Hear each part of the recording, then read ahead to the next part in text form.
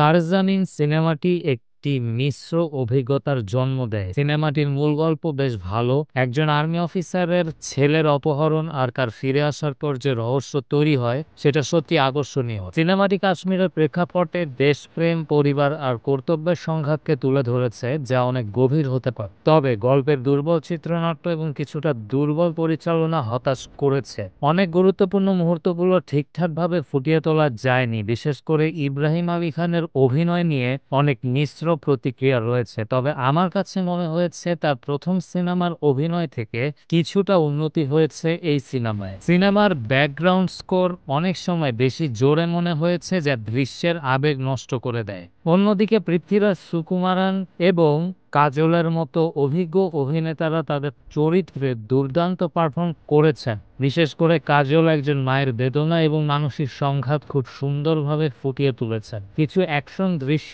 বেশ নজরকাড়া ছিল। সারজামিনের একটা শক্তিশালী প্লট ছিল, কিন্তু দুর্বল চিত্রনাট্য আর কিছু কাঁচা অভিনয় সিনেমাটিকে তার সম্পূর্ণ সম্ভাবনা থেকে পিছিয়ে দিয়েছে। যারা থ্রিলার আর দেশপ্রেমের গল্প ভালোবাসেন তারা একবার দেখতে পারেন, তবে খুব বেশি প্রত্যাশা না রাখাই ভালো। সবশেষে পরিচালক হিসেবে কায়োজিরানের ভবিষ্যৎ ইতিবাচক।